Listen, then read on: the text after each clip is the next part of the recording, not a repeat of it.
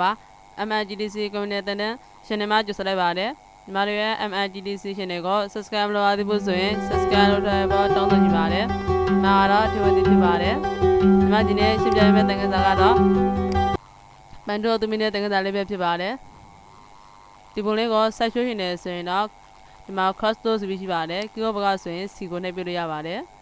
။ဒီ cross တိုးနဲ့ဆက်ရွှေ့လိုက်ပါမယ်။ဒီမှာဝိုင်းမှာတော့ 4 inch ဖြစ်ပါတယ်။အမြင့်ကိုတော့ဒီမှာ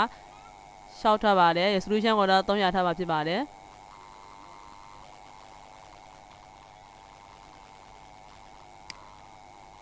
ဒီခွန်းလေးကိုကြည့်ရှင်းနေဆိုရင် keyword ဘက်ကအတာနဲ့ရှစ်ကိုဖြူပဲဒီခွန်းကိုလေးနဲ့ရှစ်ပလိုက်ပါမယ်ဒီထားလေးကိုထားရှင်းနေဆိုရင်ဒီမှာအမြင့်ရှစ်ကိုနှိပ်ပြလို့ရသလို keyword ဘက်ကဆိုရင် enter ခေါက်ပြလို့ရပါတယ်ဒါဆိုရင်ဒီပုံလေးကိုဆက်ရှုပြီးတော့ပါပြီမိမိထားတဲ့ပုံရဲ့ size ကိုသိချင်တယ်ဆိုရင်တော့ image ထဲမှာ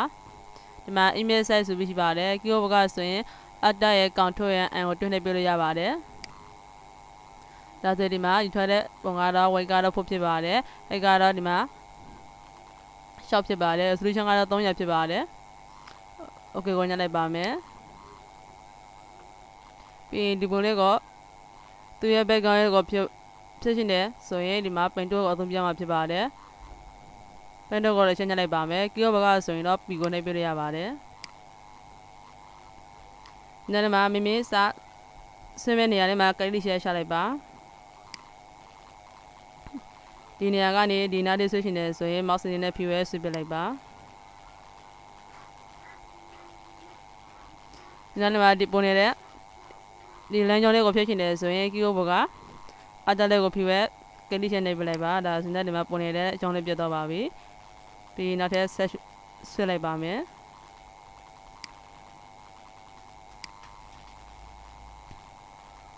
ဒီလိုဖြူ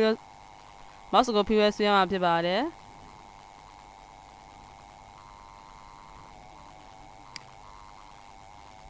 ပိုင်တော့ကိုသူမြတ်ကဇွန်ကိုနေတဲ့ရှေ့ပဲသုံးပြမှာဖြစ်ပါတယ်ဒါမှသာအနည်းငယ်ကြီးပဲဆွဲလို့ရမှာဖြစ်ပါတယ်ဒီပုံလေးကိုရွှေရှင်နေဆိုရင် keyword ဘက်က speed bar နဲ့ဒီလိုလာဝပုံစံနဲ့ပုံနေပြီဆိုရင်တော့ပုံကိုမိမိလိုတော့ဆွဲကြည့်လို့ရပါပြီ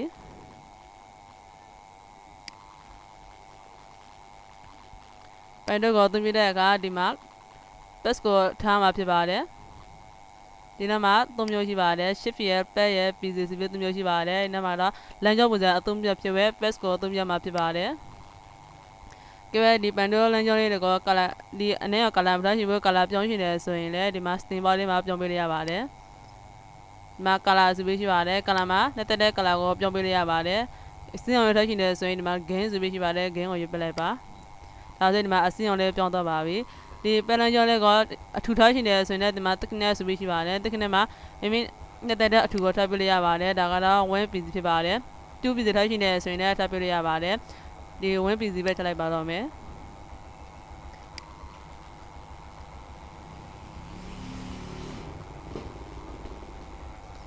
အကြိုင်နဲ့ဖြစ်ရဲဒီပုံနေတဲ့လမ်းကြောင်းလေးကိုဖြတ်လိုက်ပါမယ်ဒီလမ်းကြောင်းလေးကိုရွှေ့ရှင်နေဆိုရင်လည်း keyword မှာရှိတဲ့ arrow key လေးနဲ့ရွှေ့ပြလို့ရပါတယ်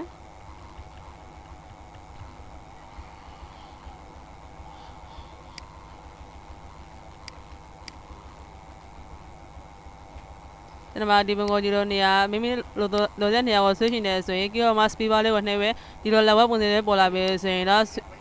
ရွှေ့ရရပါပြီ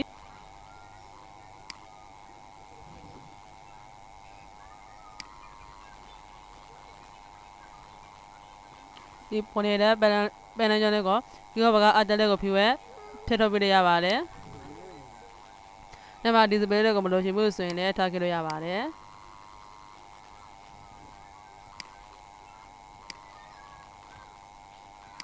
ဒီပုံလေးကမိမိလိုရှင်တဲ့နေရာရွှေ့ရှင်တယ်ဆိုရင်ဒီမှာ high to ဆိုပြီးရှိပါတယ် keyword ဘက်ကဆိုရင်တော့ speed bar လေးနဲ့အသုံးပြုလို့ရပါတယ် keyword ဘက်က speed bar ကိုနေပဲ mouse လေးနဲ့ရွှေ့ပြလို့ရပါတယ်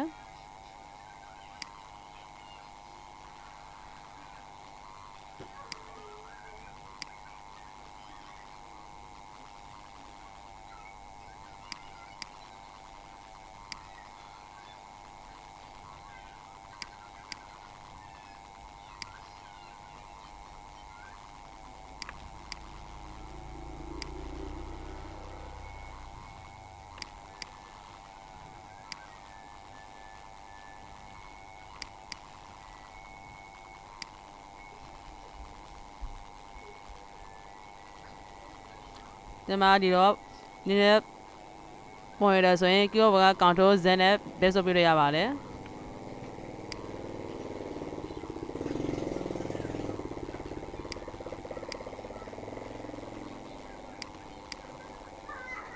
ဒီနေ့မှာဒီဖာနေတဲ့ရွှေ့ရှင်နေဆိုရင်လည်း keyboard မှာရှိတဲ့ arrow key နဲ့ရွှေ့ပြလို့ရပါတယ်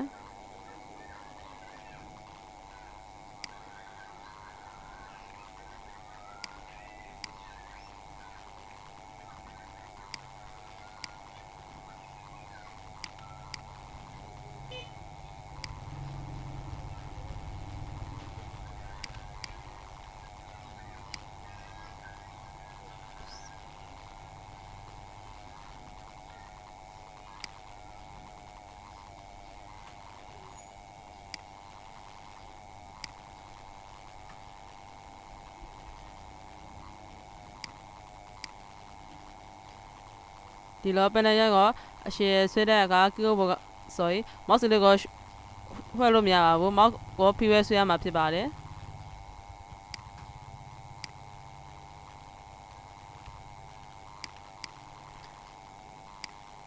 ပိုင်တော့ကတော့ပုံလေးတွေကိုတိတိကျကျဖြစ်တဲ့အခါအသုံးပြုပါတယ်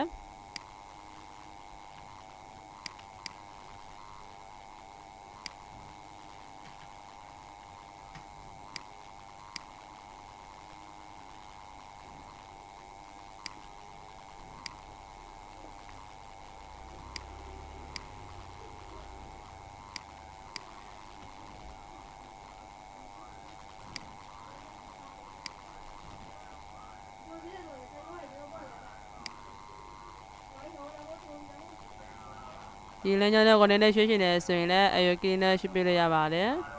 ဒီနေ့မှာလည်းဒီနောက်သားတွေကိုဖိထုတ်လိုက်ပါမယ်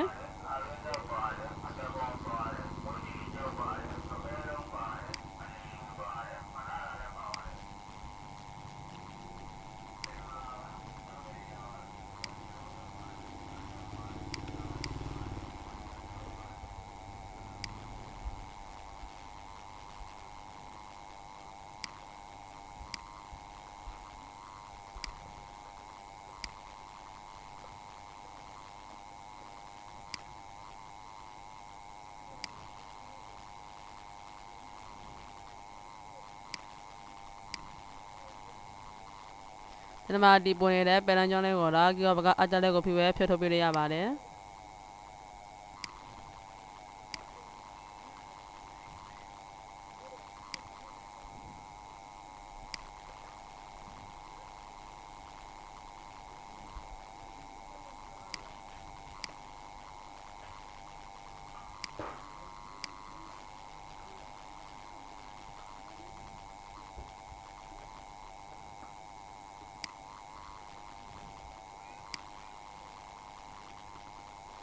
keyboard ဘက်က Ctrl Z နဲ့ base ဆိုလိုက်ပါမယ်ဒီနေ့မှာဒီအလေးတိတ်ကိုဖြတ်ထွက်မှာဖြစ်ပါတယ်ဒီအလေးတိတ်စမင်းလေးကိုနှိပ်မှသာဒီပုံနေတဲ့ပယ်လန်းကြောင်းလေးပြတ်ထွက်တော့မှာဖြစ်ပါတယ်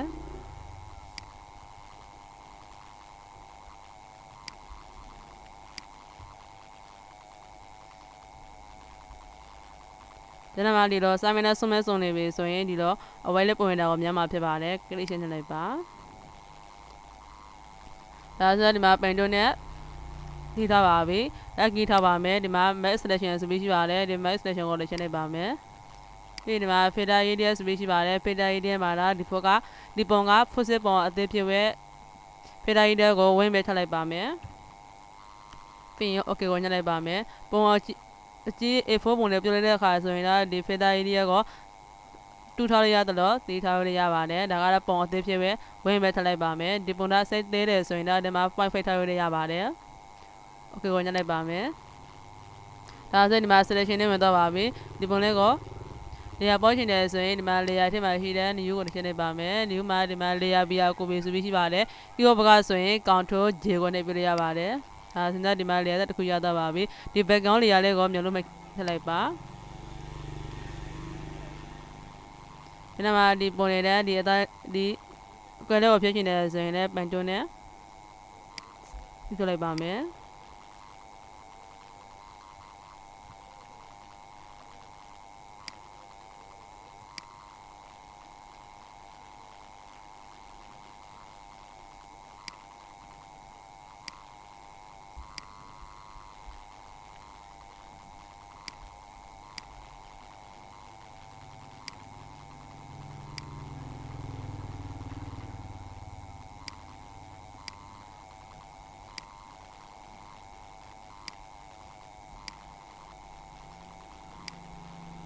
ဒီမှာဒီမလို့လည်း display ကိုတော့ဖြတ်ထုတ်ခဲ့ပါမယ်ပြီးရင်အကိထားပါမယ် message ကိုလိုက်ပါမယ်ဒီပုံကိုဝင်ပေးတာဖြစ်ပဲဒီ filter edit မှာအားလည်းဒီပုံရတဲ့ဒီအသားလေးဒီ background လေးကိုဖြတ်တဲ့အခါဝင်ပေးပါမယ် okay ကိုညှပ်လိုက်ပါဒီဟာလေးကိုပြည့်ချင်တယ်ဆိုရင် keyboard က delete ကိုနှိပ်ဖြတ်ပြမှာဖြစ်ပါတယ်ဒါပေမဲ့ဖြစ်မဲ့ပုံဒီ layer ပေါ်ထားတဲ့ဒီ layer ကိုပဲဆက်လက်ပြဖြစ်ပါတယ်ဒီ background layer ကိုဒီလိုနှိပ်ထားတယ်ဆိုရင်တော့ဒီ selection ဝင်နေတဲ့ဒီဟာလေးကိုဖြတ်လို့ရမှာမဟုတ်ပါဘူးဒီ copy ပေါ်ထားတဲ့ပုံ layer ကို select ပြထားမှာဖြစ်ပါတယ်ပြီး keyboard က delete နဲ့ဖြတ်ပြလိုက်ပါမယ်ဒီ selection ကိုဖြတ်ချင်တယ်ဆိုရင် keyboard က control D နဲ့ဖြတ်လို့ရသလိုဒီမှာ select မှာဒီ select ဆိုပြီးရှိပါတယ်ဒီ select ကိုလည်းဒီ select နဲ့လည်းဖြတ်လို့ရပါတယ် keyboard ကဆိုရင် control D ကိုနှိပ်ပြလိုက်ပါနားကိုလည်းဖြတ်လိုက်ပါမယ်အကလီတာ selection 1 filter edit မှာတော့ဝင်ပေးပါမယ် okay ကိုညှပ်လိုက်ပါပြီးရင် keyboard delete နဲ့ဖြတ်လိုက်ပါမယ်ဒီ selection ကိုတော့ keyboard က control D နဲ့ဖြတ်လိုက်ပါမယ်ဒီပုံလေးမှာနောက်က background ထိရှင်တယ်ဆိုရင်တော့ဒီမှာ file တွေကပုံလေးတစ်ပုံယူလိုက်ပါမယ်ဒီမှာ file ထဲမှာ open ဆိုပြီးရှိပါတယ် keyboard ကဆိုရင် control O ကိုနှိပ်ပြလို့ရပါတယ်ပြီးရင်သင်ထားတဲ့ပုံလေးတစ်ပုံယူလိုက်ပါမယ်ဒီပုံလေးကိုရှင်တယ်ဆိုတော့ click ရှင်းလိုက်ပါပြီး open နဲ့ဖွင့်လိုက်ပါမယ်ဒါဆိုဒီမှာဒီပုံလေးရလာပါပြီမိုးတွန်းနဲ့ရွှေ့လိုက်ပါမယ်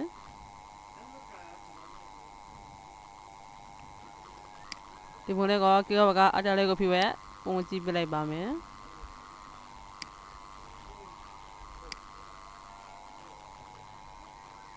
sorry သင်ဖြစ်လိုက်ပါမယ်ဒီမှာဒီ web ပုံစံလေးကို click ရှင်းလိုက်ပါဒါဆိုတော့ဒီမှာ logo ပုံစံလေးပြန်ရတော့ပါပြီ keyboard ကအတားလေးကိုဖြည့်ဝဲဒီပုံလေးကိုကြည့်ပြလိုက်ပါမယ်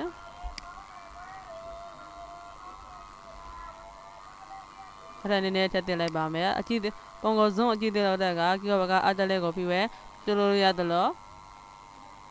ဒီငကိုတန်းဆွဲတယ်ဆိုရင်လည်းဒီမှာပုံပြတ်တော့ကိုများမှာဖြစ်ပါတယ်ဒါကြောင့် keyboard ကအတားလေးကိုဖြည့်ဝဲပြောရတယ်ဆိုရင်လည်းဒီမှာငကိုမွန်ရပုံမပြပါဘူးဒီလိုရပြီဆိုရင်ဒါ keyboard က enter copy လိုက်ရသလိုဒီမှာ image ကိုနှိပ်ပြလိုက်ပါပြီးရင်ဒီပုံ layer လေးကို pause လုပ်ပြီးပဲဒီမှာဒီ layer အောက်တော့ရှော့လိုက်ပါမယ်ဒီပုံလေးကိုလည်းရွှေ့ရှင်တယ်ဆိုရင် move tool လေးနဲ့ရွှေ့ပြလိုက်ရပါတယ်ပုံကိုလည်းနည်းနည်းတက်လိုက်ပါမယ်အတော့ကိုပြီးပဲနည်းနည်းတော့တက်ပြလိုက်ပါ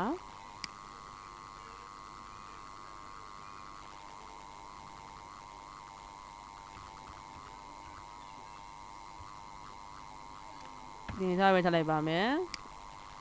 ဒီပုံလေးကိုမျက်လုံးမှတ်ကြည့်လိုက်ပါမယ်ဒီပုံကိုညနေရွှေ့ပြလိုက်ပါဒါဆိုဒီမှာ background လေးရတော့ပါပြီဒီမှာဒီ background လေးကမကြိုက်ဘူး color လေးထည့်ချင်တယ်ဆိုရင်လည်းဒီမှာဒီ background လေးမှာမိမိနဲ့တက်တဲ့ color တစ်ခုကိုယူပြလိုက်ပါဒီမှာ self foreground ဆိုပြီးရှိပါတယ်ဒီ self foreground color မှာနဲ့တက်တဲ့ color တစ်ခုကိုယူပြရပါတယ် color ထည့်ချင်တယ်ဆိုရင်ဒီ color လေးကိုယူပြလိုက်ပါပြီးရင် okay ကိုနှိပ်ပြလိုက်ပါပြီးရင် keyboard ကအတား base pin နဲ့ color ထည့်ရမှာဖြစ်ပါတယ်ဒီပုံ layer 20ဒီ layer လေးကိုမျက်လုံးမှတ်လိုက်ပါဒါဆိုရင်ဒီမှာ background မှာထည့်ရတဲ့ color လေးပုံဖြစ်ပါတယ်ဒီ color လေးကိုမထည့်ချင်ဘူးဒီပုံ layer ကိုပဲ background ထည့်ချင်တယ်ဆိုရင်ဒီ layer လေးကိုပြင်မျက်လုံးဖွင့်လိုက်ပါမယ်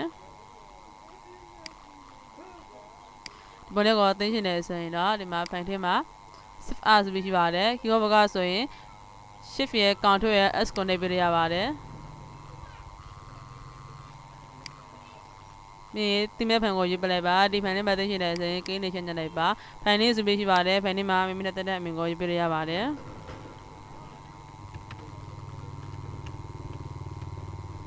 ပြီးရင်ဒီမှာ shift R တန်းဆိုပြီးရှိပါတယ် shift R တန်းမှာတော့ဒီဘကောနောက်ထပ်ပြန်သုံးချင်တယ်ဆိုရင်တော့ဒီမှာ Photoshop ရဲ့ PSD ဖန်နဲ့သင်ပြမှာဖြစ်ပါတယ်ကဲပဲပြန်မသုံးချင်ဘူးဆိုရင်ဒီတန်းလေးပဲထားချင်တယ်ဆိုရင် JPEG ပုံစံသင်ပြရပါတယ်